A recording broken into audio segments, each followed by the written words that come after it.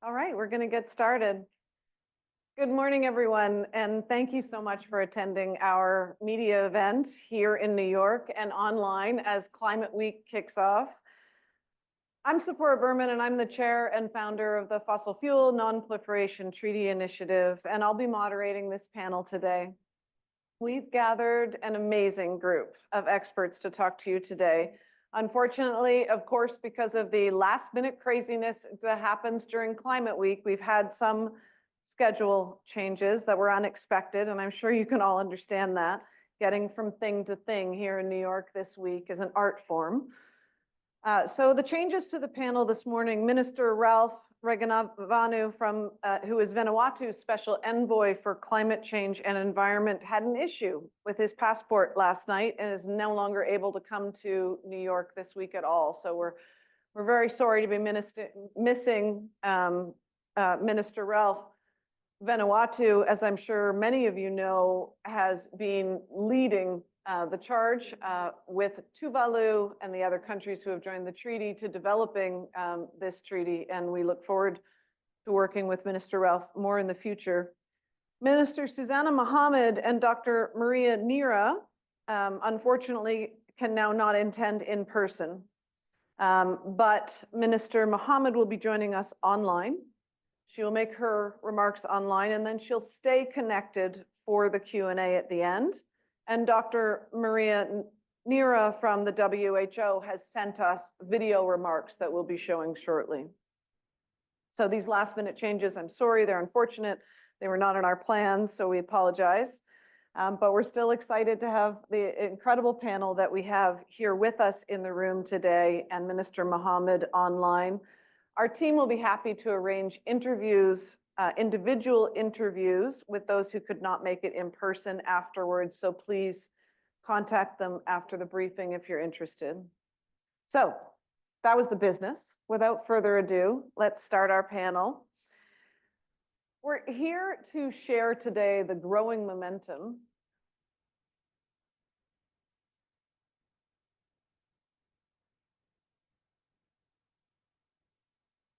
First, we're going to deal with all the technology. I think I have, oh, look at that. I think I have microphones in every pocket now. We good? Great. So we're here today to share with you the growing momentum around the world for a fossil fuel treaty. A fossil fuel non-proliferation treaty is a bold new plan to foster international cooperation between nation states to complement the Paris Agreement by advancing a fast, fair, and financed transition to clean, sustainable energy, to phase out existing production in keeping with an appropriate response to the climate emergency. The campaign for the treaty was inspired by many other treaties that address the threats of landmines, asbestos, ozone-depleting chemicals, and other dangerous threats. The fact is, climate change and climate policy, it's complicated. But what's not complicated is that 86% of the emissions that are trapped in our atmosphere today from carbon that are causing the fires, the floods, the storms, the increase of lethal heat, humidity around the world come from three things: oil, gas, and coal. And for too long, we've been having these discussions at Climate Week and in international fora and developing agreements to reduce emissions and pollution. But almost behind our backs, the industry has been continuing to grow production. And our governments are continuing to this day to approve more and more projects, licenses of oil, gas, and coal. So right now, the UN Production Gap Report is showing that we're on track to produce 110% more oil, gas, and coal by 2030 than we can ever burn if we want to stay below 2 degrees. So we need countries to cooperate in order to create the preconditions possible for a phase out of fossil fuels. And that's what the Fossil Fuel Treaty is about. We have to stop making the problem bigger. because what we build today will be what we use tomorrow. And shockingly, we don't have any agreements between countries on who will produce what fossil fuels, how much, or for how long. So only 2 years ago, a fossil fuel treaty was officially proposed for the first time on the floor of the United Nations by the Pacific Island nation of Vanuatu, followed shortly after by Tuvalu at COP27. Only 2 years ago. Since then, the proposal has quickly gained momentum, with now a bloc of 13 nation states in 4 continents, including Timor-Leste and Colombia, both fossil fuel producing countries, and many other small island developing states who are now actively leading this global effort to make a treaty a reality. So the Fossil Fuel Treaty Initiative has been building a diverse movement to help support the governments who are creating this new bold idea, and also to put pressure on governments who are continuing to expand fossil fuel production. So we now have the support of indigenous nations from across the Amazon and a growing number of indigenous organizations. More than 3,500 civil society organizations from across the spectrum of groups from around the world in 117 countries now endorse and support the Fossil Fuel Treaty. 3,000 scientists and academics, 101 Nobel laureates, over 100 cities from Vancouver to Calcutta, and now subnationals are joining the call for the Fossil Fuel Treaty. California, one of the largest economies in the world, has passed a motion to support the Fossil Fuel Treaty in the Senate and in the House. This is how these new ideas are built. They're built from the ground up.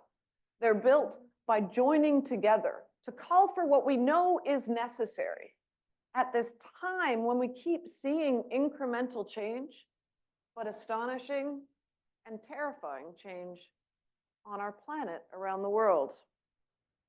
We have now 550 parliamentarians across the world who have joined the call for a fossil-free future, and a growing list of champions, some of which we have here. This treaty will be one of the missing pieces to help complement and help us achieve the goals of the Paris Agreement. So today, we're going to hear from this fantastic panel consisting of government officials, civil society, and indigenous leaders to hear about the growing political support for a fossil fuel treaty and the pathways to achieve it. These first mover countries are advancing diplomatic dialogues here this week at the United Nations General Assembly and at many other forums around the world over the next year, creating and convening ministerials and diplomatic meetings to encourage other countries to join and also to design the trade mechanisms, the tax agreements, the debt relief agreements that will exist under a treaty to help countries do what needs to be done, stop expansion of production and manage a safe and fast and fair wind down.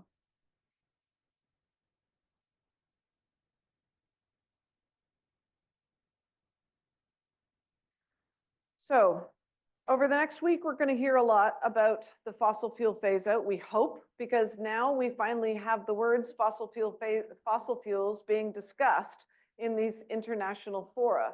It wasn't that long ago that we had to run a campaign. I think it was in Glasgow that we ran a campaign saying it's time to say the F words. Because many people don't realize that the words fossil fuels, oil, gas, and coal didn't even exist in the international forum. So in Dubai, for the first time, because of our work and the work of civil society organizations and leading nation states from the global south, we were able to ensure that the words fossil fuel phase out made it into the agreements in Dubai at COP28. But how do you do a fossil fuel phase out? The Fossil Fuel Treaty is the plan for how. So for some of you, this may sound like a really big, bold idea. At this moment in history, we need big, bold ideas.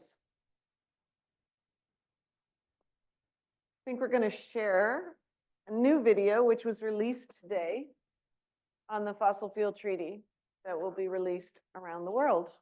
We're also fast and flexible on our feet. That's what we do here at the Fossil Fuel Treaty. So let's get right to our exciting panelists. We'll be hearing from Juan Bay, the president of Nawi, the Waorani nationality of Ecuador.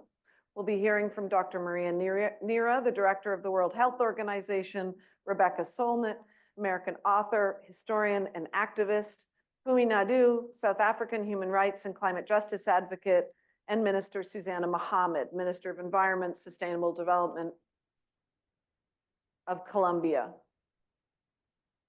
So now I have the pleasure to invite our first speaker, Juan Bay, who just endorsed the call for the treaty at the Yasuni Summit, who is an indigenous leader from the Waorani people from Ecuador, the president of Nawe, and one of the main leaders involved in the referendum against oil exploration in the Yasuni National Park. He's going to bring in the perspective of indigenous nations and talk about the impacts of fossil fuel extraction in their territories and share what we can learn from the Yasuni resistance to preserve the Yasuni National Park. Juan?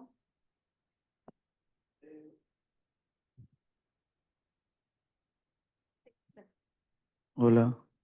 Waponi baneke, wayon wayon ponimini, wabeka ponimina no vai, ñomo ponte na intobop. Muy buenos días, muchas gracias por este espacio. Mi nombre es Juan Bay, soy presidente de la nacionalidad guaraní del Ecuador, Nahue. En el Ecuador, no sé si...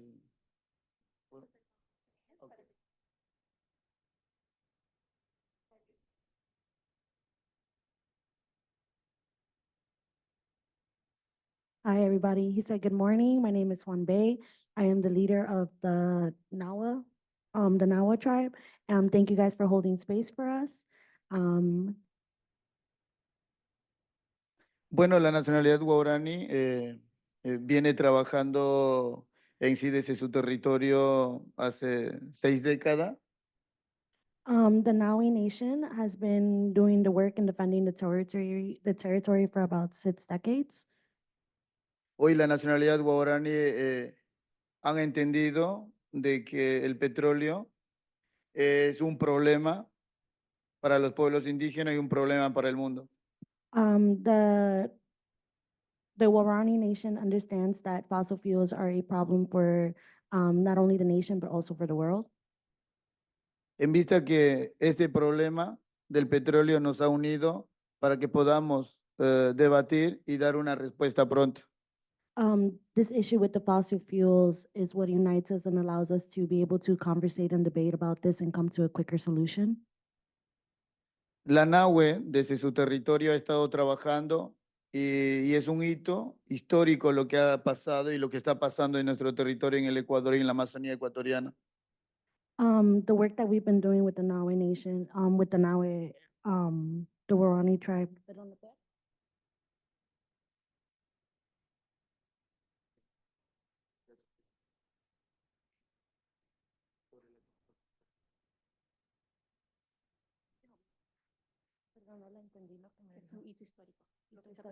Okay. The struggle is a historic struggle within the Waorani Nation and what is going on in Ecuador and the fossil fuels. La nacionalidad guaraní en sí desde su territorio hace un año llevó la consulta popular para que el petróleo quede bajo subsuelo porque el país, el mundo, la sociedad han entendido que el petróleo no es una solución. In the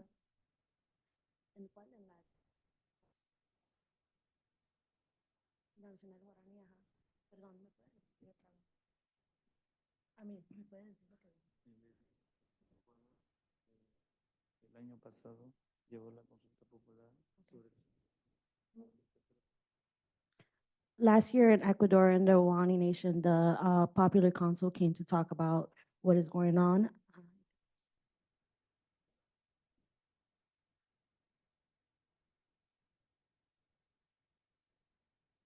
And from there, they were able to have a conversation about the problem and the issues going on with the fossil fuels. Hoy la nacionalidad guaraní ha marcado y hemos construido desde nuestro territorio una cumbre que fue realizada en la Amazonía ecuatoriana, entendiendo de que las crisis climáticas nos ha traído de que nosotros hoy podamos como entendernos la lucha histórica que hacemos los pueblos indígenas. From there, they were able to like develop the conversation a little more and be able to understand how the fossil fuels and the indigenous communities must struggle against that, right? How they must come together to struggle against the fossil fuels, and that's their struggle now. That's what they're working towards. Bueno, la NAHUE en esa cumbre realizada sacó un plan de acción, como darle un paso para responder sobre los problemas del petróleo, y entendiendo que el petróleo es un problema de crisis climática y entendiendo que para los pueblos indígenas el petróleo, gas, ha sido un problema brutal que hemos venido luchando, que eso ha causado y han llevado a un enfrentamiento tan dura que es la muerte. The Waorani Nation right now is working on a plan of action to combat that. They're working on a plan of action because they understand that climate change, it has been a struggle for them for a long time, and it's going to continue to be a struggle. And therefore, they're working on they're working on a solution for this as well for their own community.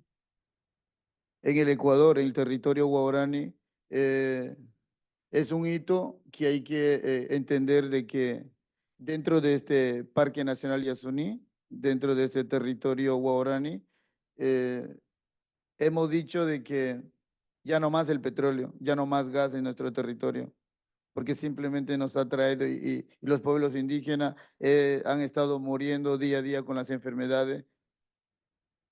So, they understand that like in their territory, in the Waorani territory, the fossil fuels have been intervening a lot with this. That has been creating a challenge that potentially leads up to deaths in the community. And so this is a struggle that they are still, fighting today.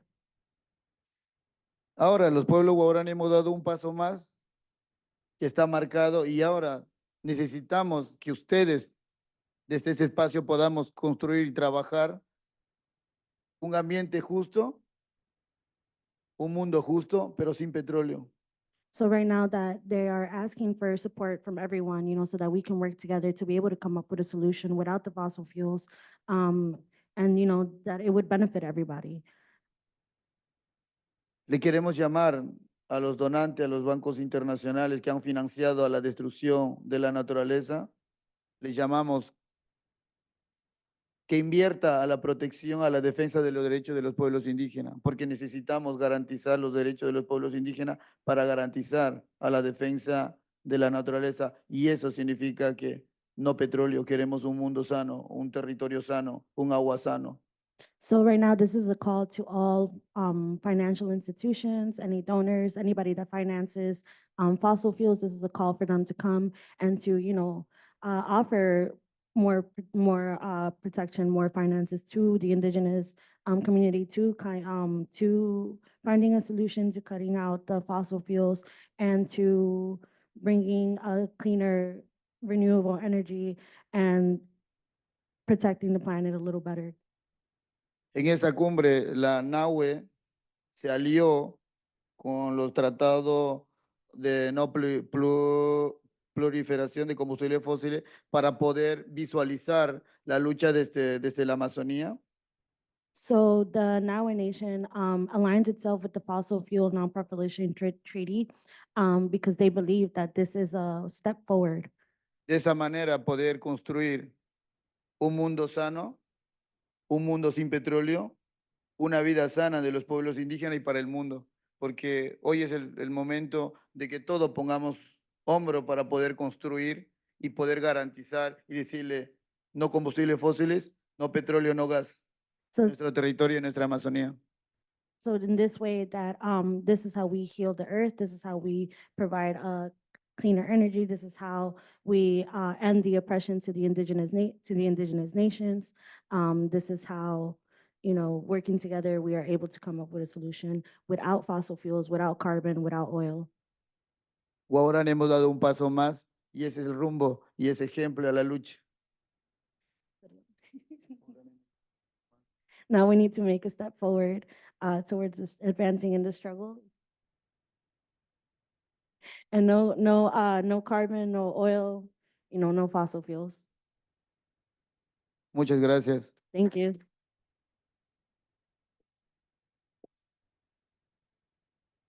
Thank you, Juan, so much. And thank you so much for being here, for coming all this way to be here at Climate Week and also to be here with us on the Fossil Fuel Treaty. Your work, your leadership, and the courage of the Waorani people in standing up to this industry for so long is very inspiring to us, and we stand with you. This treaty will be built from the ground up with the knowledge and ideas from many voices from around the world. And we recognize that this isn't just a project of decarbonization. It's also about decolonization. It's about ensuring equity and justice in the agreements that we are crafted, because we can't keep doing things the same way with the same dominant thinking. And so it's so exciting to be working with you now to develop the Fossil Fuel Treaty. And we know that your community and many land defenders and water defenders around the world are facing significant threats and physical threats because of speaking out against fossil fuels. And we just appreciate your courage. And our hearts are with you in this fight. I want to turn now to writer, historian, activist, one of my great heroes and mentors, Rebecca Solnit. I have to tell you that when Rebecca and I started talking in person a couple of years ago, the first time I met her, I couldn't make a sentence. And those of you who know me know that I'm not often speechless. But I was speechless, and in part because Rebecca has written over 20 books on feminism, Western and urban history, popular power, social change, insurrection, wandering and walking, hope and catastrophe. She writes regularly for The Guardian, serves on the board of the climate group Oil Change International, and recently launched the Climate Project, Not Too Late. And Rebecca's thinking and writing has influenced many of us and many movements for decades. So we're so honored to have you here, Rebecca. I have to say, I remember beautiful sentences, but we won't argue about that. I'm thrilled to be here, honored to be here with these amazing people. And I want to just make a couple remarks about the Fossil Fuel Non-Proliferation Treaty. First of all, where have you heard the language non-proliferation and treaty around nuclear weapons and around war? And I think the framing of this project does something extraordinary. It tells us that the extraction, transportation, refining, and use of fossil fuels is a kind of violence, a kind of war against nature, against vulnerable human beings, particularly indigenous and rural people where the extraction is done, poor people where the refining is done. And it's helped me understand that the climate movement is nothing less than a peace movement. And, you know, human beings produce carbon dioxide at a level that nature could sequester for most of human history. In the last couple hundred years, we stepped it up and started producing more and more and more carbon dioxide, more than the trees, the plants, the prairies, the oceans could sequester. And, you know, the fossil fuel that is itself stuff that plants drew out of the atmosphere and sequestered underground hundreds of millions of years ago as coal, as oil, as gas.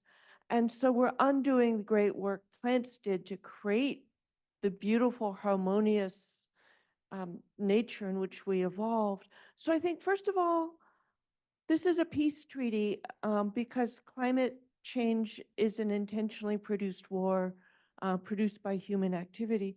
Second of all, obviously the goal of treaties is to get signed by everybody, go into effect, et cetera. But something I worry about that I've seen with so many climate things I've been involved with is the kind of pass, fail, yes, no, win, lose criterion.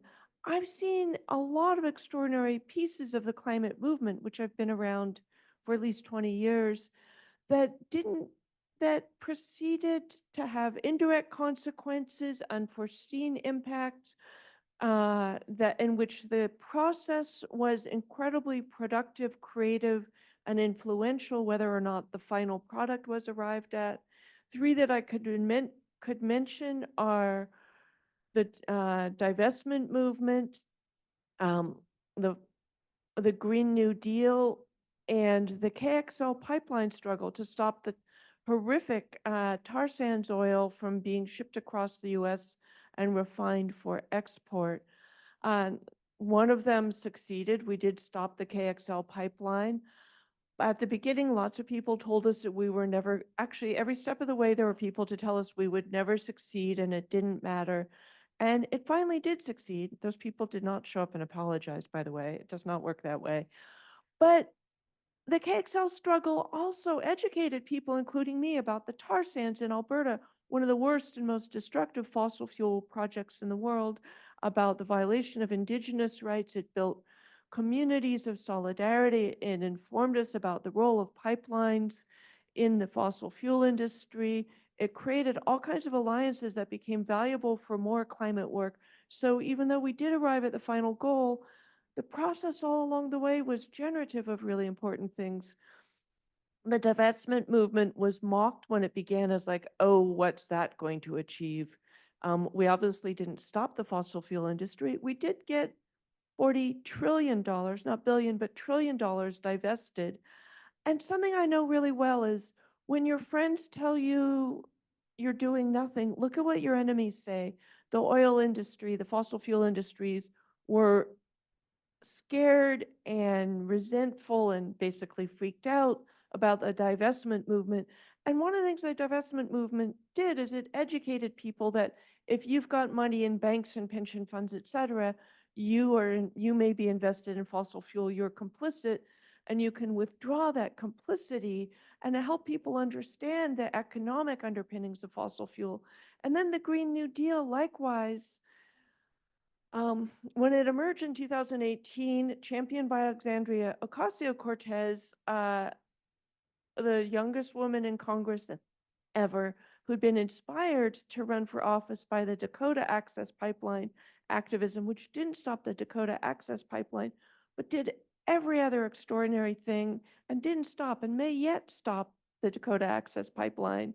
And but the Green New Deal bridged a divide in the collective imagination between jobs and the environment that I'd seen all my years working around land protection, stopping logging of old growth forests, et cetera. It pointed out that doing what the climate requires of us is a fabulous jobs program. It became a template for the Biden platform when he ran for president in 2020. It got turned into legislation as the Build Back Better, and it ultimately passed as the deeply flawed but still incredibly valuable and important Inflation Reduction Act. So I think the Fossil Fuel Treaty is doing things like this. It's framing fossil fuel as violence, and it's looking to stop that violence. It's bringing people together. It's changing the conversation. It's foregrounding voices we need to listen to. And so for all the journalists out there, and I'm a journalist, among other things myself, when you write about it, look at all the ways it's going to be impactful, not just the idea that it's going to do nothing unless it crosses some final threshold. I think it's done important stuff already, and I think it's going to be a huge part of the climate movement going forward in this incredibly urgent decade. So thank you. So much, Rebecca. Oh my gosh, I hope that wasn't too long. We have a mantra within the treaty initiative that the journey matters, that part of what when we studied the 6 other treaties to develop the fossil fuel treaty concept, it was in all of those movements, all of those moments, they talked about how the journey towards a treaty mattered in changing the conversation and developing some of the pieces underneath those treaty, but also shifting the social norm. You know, the nuclear non-proliferation example is important, right? Yes. We thought of stockpiling nuclear weapons as what kept us safe. And that was shifted over the campaign to understanding that it was actually the stockpiling of weapons that was threatening us. And I think with fossil fuels, many of us grew up, I think all of us to a certain extent, grew up thinking fossil fuels are prosperity. And in fact, now we know that it is actually the fossil fuels that threaten our future. So it's that social norm shift. The journey is really important for that. It's not going to happen overnight. But I want to bring in now another important voice. Hopefully this video will work. Dr. Maria Neira of the World Health Organization. The World Health Organization is the first UN body to endorse the concept of a fossil fuel non-proliferation treaty.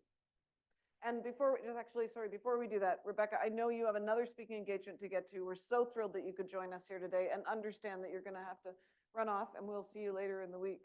I'm so sorry I can't hear you in particular talk, but I'm so honored to be here and to support the treaty, and we'll see a lot of you later.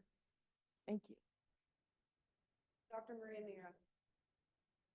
Hi, I'm Dr. Maria Neira, the Director of the Department of Environment, Climate Change and Health at the World Health Organization. Transitioning away from fossil fuels for the health community means transitioning for more health, for healthy people. Anytime we reduce the combustion of fossil fuels, we are reducing the number of people seeking treatment at the hospital for chronic respiratory diseases, for many other diseases that are caused by breathing the toxic air that is one of the consequences of the combustion of fossil fuels. We are very happy with this collaboration with the Fossil Fuels Non-Proliferation Treaty.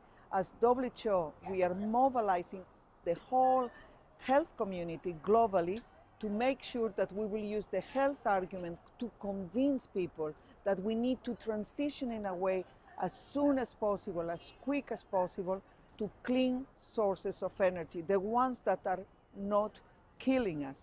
We need renewable, clean, sustainable sources of energy to make sure that we will reduce the 7 million premature deaths we have every year. The hospitals that are completely treating patients with chronic respiratory diseases and many other diseases that are now caused by exposure to this air pollution. We can compare as well with what we did with the Tobacco Framework Convention. We want more, we want a treaty, we want to make sure that everybody will be able to breathe clean air and to have health, and for that we need a very strong treaty respecting the health of the people. We are convinced that health can be a very strong motivation, and we are ready to support with our guidelines, with all of the tools that we have developed, and by mobilizing the health community, we are ready to support a quick and rapid transition to clean sources of energy. Our health will benefit enormously from that. As WHO, we are mobilizing the global health community. We are putting in place, through all the tools we have developed, through all our guidance, standards we are developing on air quality, recommendations to mayors, recommendations to policy makers. We are ready to accelerate as soon as possible this transition to clean, sustainable sources of energy. The sources of energy that will not kill us and they will not fill our hospitals with chronic diseases. Fantastic. We're so excited to be working with the World Health Organization. And now I would like to turn to Minister Susanna Mohammed. Minister Mohammed is the Minister of Environment and Sustainable Development of Colombia with a major in political science. She's a well-known environmentalist and belongs to the political party Colombia Humana, and has also been a leading voice within the treaty core group of endorsing nations in developing this treaty. Minister Mohammed, can you hear us? Yes, I can hear you. Can you hear me? Hola, so excited to have you join us today. Thank you. I'm so sorry I couldn't make it on time to be there, as we are in the same city, but you know, the busy agenda cannot, and the traffic of this city will not allow the time to mobilize, but I'm so happy and glad to be here. Thank you so much. I'm wondering if you could talk a little about why Colombia made the decision to join the Fossil Fuel Treaty Group, why it's so important, and some of the discussions that you've been having with other nations who are part of the bloc of nations in what the treaty will be addressing. Thank you so much, Sephora, and greetings to everybody. We, as Colombia, were one of the earlier movers in joining the initiative. As a country that depends on the export of fossil fuels, especially coal and oil, we already have scenarios of what this transition means for Colombia as an export country, especially regarding the fiscal income of the government and the stability for balance of trade. And as the transition is moving forward with how to reduce emissions, but we are not dealing with the economic consequences of the transition, especially for oil producer and dependent countries of the exports of fossil fuels. And if we don't address this, then it will be very difficult for the countries to transition, because exactly the financial institutions and international systems that understand that our stability, macroeconomic stability, depends on the export of fossil fuels, as soon as they see that we're going to replace that export, they will immediately, the credit agencies raise the alarm and the markets raise the alarm that probably we will not be able to pay our debt. And as a highly indebted country as well, this makes our access to capital more expensive, which means that we actually get more difficulties to be able to make the transition.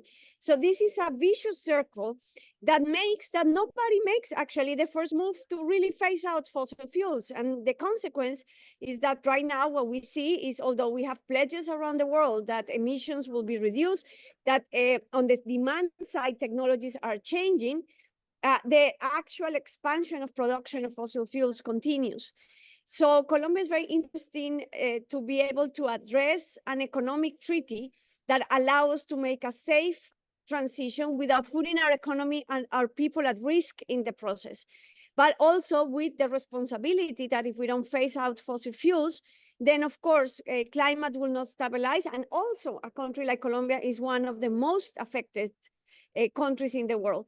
So we have that consciousness, we have that responsibility, we have made the initial scenarios and models, not only of the energy transition of Colombia, but of the economic transition of Colombia. And we realize it's very difficult to do it on our own. We need a multilateral agreement. We need to change the rules of the game of the financial system, and we need the cooperation and solidarity of the world to set the rules that are at the scale of the situation of the crisis, and if we are serious about following the advice of science.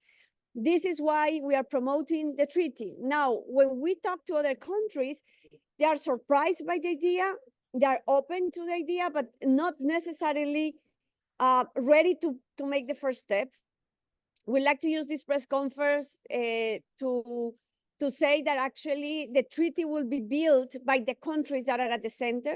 Some of the feedback has been that they would like, some countries have told us they would like technological processes and transfer to be part of the treaty. I think that's very interesting. Countries like ours would like actually to see some stable markets and prices of oil in time so that we can make the transition with a secure financial stability, because we are also victims of the flows of price in oil and gas. And countries are starting to see if we create interdependencies between economies and we can secure a period where we can stabilize prices of oil and gas within the economies, we can make an economic pact and start making the transition. This is if I describe it as if you are Tarzan in the jungle and you are on one rope and you want to jump to the other rope, you need to have the other rope ready. And to be able to have that ready, we need to make this international cooperation process.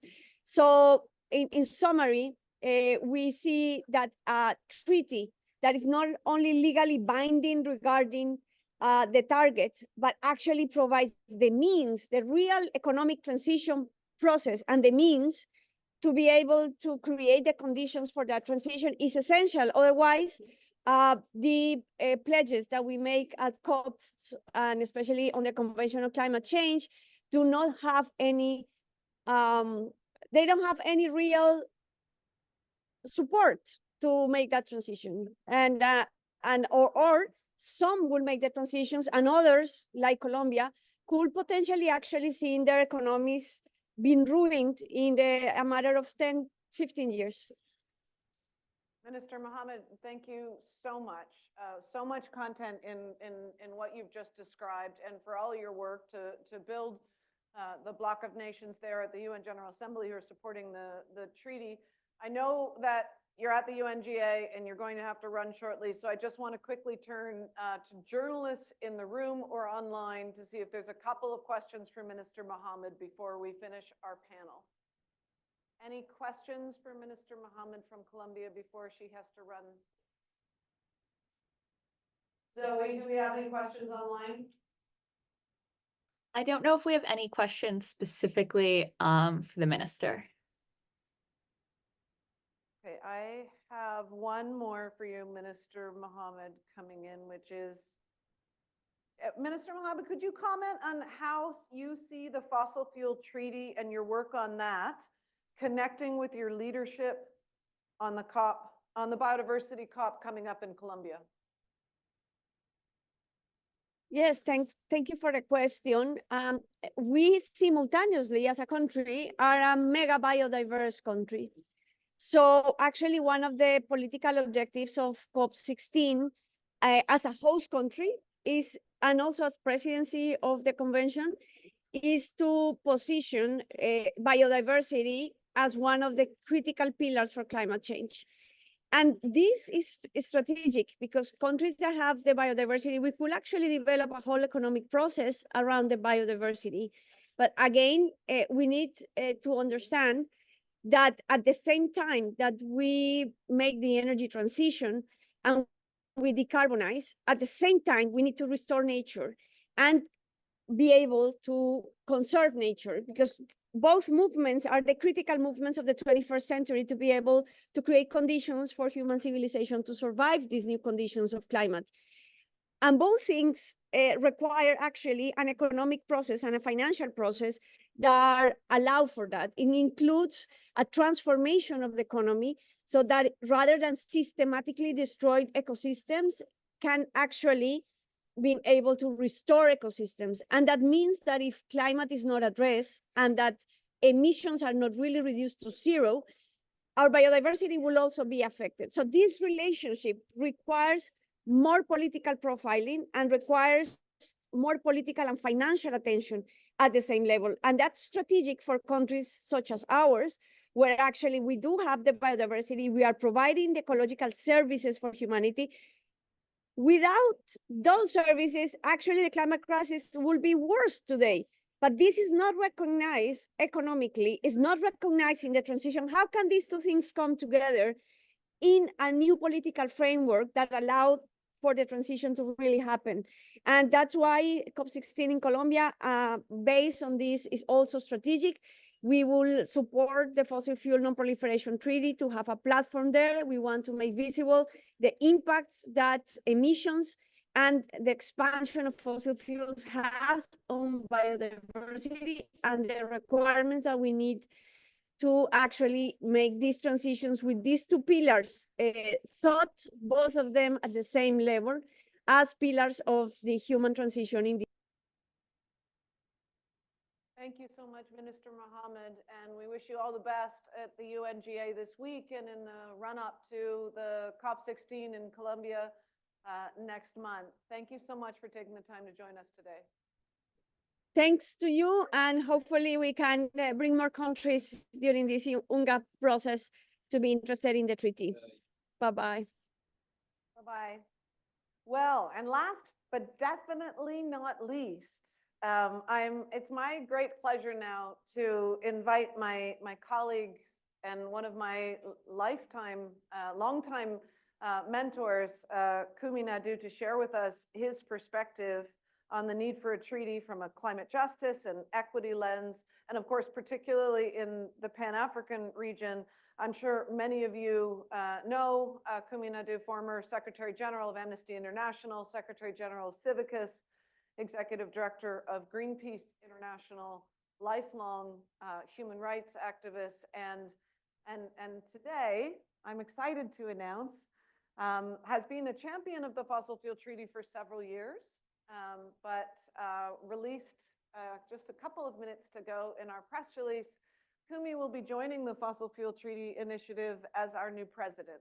So thank you so much, Kumi, for joining us today and in the work of the Fossil Fuel Treaty. And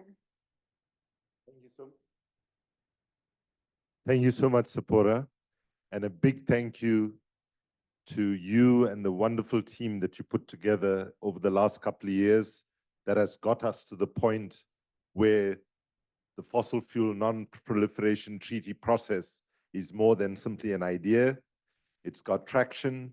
People are joining left, right, and center, and I am absolutely convinced that more and more new voices and energies are going to join coming out of this UNGA moving forward. I want to just flip the script a bit here and ask you a question. How many of you know what proportion of the world's population lives in the global south? Anybody want to shout out the number? 80%? Going, others? Well, if ChatGPT is right, it's 87%. Okay, but 80 to 85% is what we're talking about. But when we look at who dominates this world of ours, who decides what energy sources over history we should have pursued, who gave us slavery and colonialism, and so on, we found these are not the folks sitting in the global south. And so when, on an African perspective, we are often told Africa is a poor continent, we want to flip that script on that. Africa is the richest continent underneath the ground. That's precisely why we are one of the poorest continents above the ground. And what we have been saying with regard to fossil fuels is that if we exploit those fossil fuels, we kill ourselves. So I want to just suggest to you that if fossil fuels was not the poison that it is, and did not poison our health, poison our water, poison our ability to reach the sustainable development goals, assuming it did not do all of that, should humanity build its energy system on fossil fuels anyway? When we live on a finite planet, and at some point we're going to run out of fossil fuels, so it is madness that we should not be pursuing at all. So the Fossil Fuel Treaty offers us a bold, ambitious, and visionary way forward to not simply speak to those in power who will have the decision-making right whether they endorse the treaty process or not, but to also speak to ordinary citizens across the world to bring them into one of the most important struggles ever humanity faced. Now, I just want to, I see some of you are looking quite depressed already. So I just want to just give you some good news. You probably heard Sephora, myself, my brother here, and various others. At some point, we probably said this line, save the planet. I want to say to you that the planet is just fine. The planet actually does not need saving.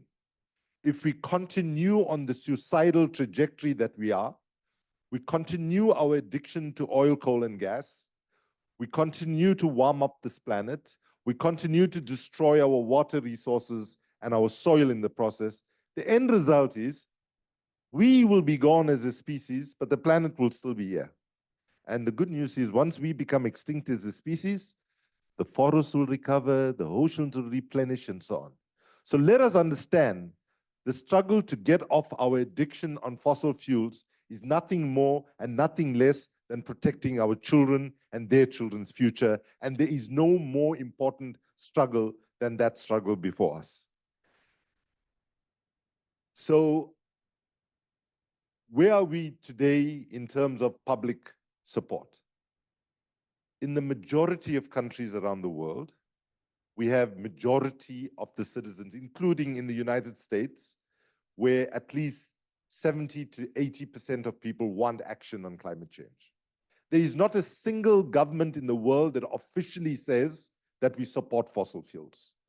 There is not a single fossil fuel company today that says the science does not say we have to get off fossil fuels. Every fossil fuel company today accepts it, even though they contaminated the public debate for so long by pouring hundreds of millions of dollars in disinformation and misinformation over time. So where is the difference between us and the fossil fuel companies? It's around timing and urgency, right? And the fossil fuel company left to the own companies, left to their own devices, will try to drag out fossil fuel production right until the end of the century. That is what they will do. And clearly, the science does not allow us to do that. So we have to be very clear. We cannot change the science. All that we can change is political will. And thankfully, political will is a renewable resource in the sense that we can kick out most of our leaders from time to time when they are not there, when they're not waking up, smelling the coffee and getting with the program. So we have to recognize that momentum is on our side. And I know, in conclusion, I want to say that, and this might sound like a very unfair thing to say, but I think it needs to be said. The leadership of the fossil fuel industry today is very synonymous with the leadership of the slave industry in a different era, where there was no justification for continuing with the horrific injustice of slavery. There is no justification to continue with the horrific consequences of our addiction to fossil fuels.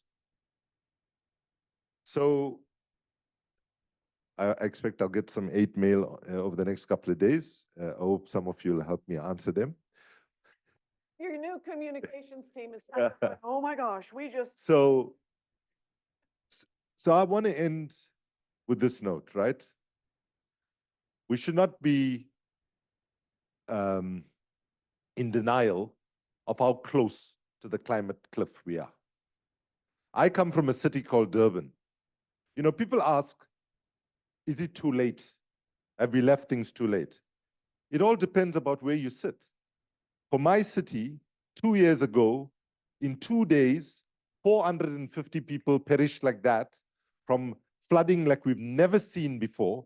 And for those 450 people and for the millions of people that are losing their lives, losing the infrastructure already, let's be clear, for them it's already too late that we've not acted on climate. The question for us now is whether we can prevent what science talks about, irreversible, catastrophic, runaway climate change. And I believe that it is within our grasp. So I will end on a positive note by saying the moment of history that we find ourselves in is one in which pessimism is a luxury we simply cannot afford. And the pessimism that justifiably emerges from our analysis, our observation, and our lived experiences must, can, and should be overcome by the optimism of our thought, our action, our courage, and our creativity. And one of the most optimistic tools we have moving forward is to build very, very fast global popular support by citizens, by cities, by organizations of various kinds, and ultimately governments to get a fossil fuel non-proliferation treaty locked in and to do that which is necessary to support a global just transition from an economy that's driven by dirty fossil fuel-based energy to an economy that's driven by clean, renewable-based energy. Thank you very much.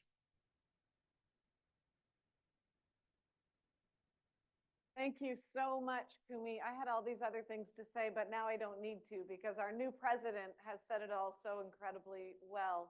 I just want to check. I think we have time for maybe 1 or 2 questions in the room, and then I invite you. There's some box lunches if you have to run to your next Climate Week event or to stay and chat about treaty. I'll take a couple more questions. Yeah, right there. Sorry, I don't know your name, with the glasses. Yep. Oh, hi.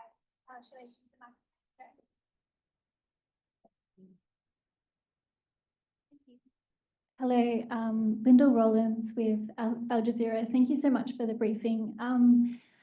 I guess you at the beginning you were speaking about the overlap with the anti-war movement and other treaties addressing non-proliferation regarding weapons. I'm just curious, how that looks as well, working towards the fossil fuel non-proliferation treaty, also the advisory opinion at the ICJ, how that's sort of working together with, for example, the divestment movement around weapons as well. I'm happy to have a go at that, actually. So I'm reading in between your question a bit to say that basically what we can learn from other treaties and other processes, it kind of put an international legal framework in place that put the highest level of pressure on governments to comply, whether it was the landmine treaty, whether it was the nuclear non-proliferation treaties and so on. But I think embedded in your question is the idea that even some of those treaties, once you achieve them, it doesn't mean that you guaranteed 100% compliance, because we know powerful countries can walk away from it. But let's be clear where we are right now. How do you enforce and get compliance on a treaty? Do you rely on what the words say on a piece of paper and it's just what the governments do?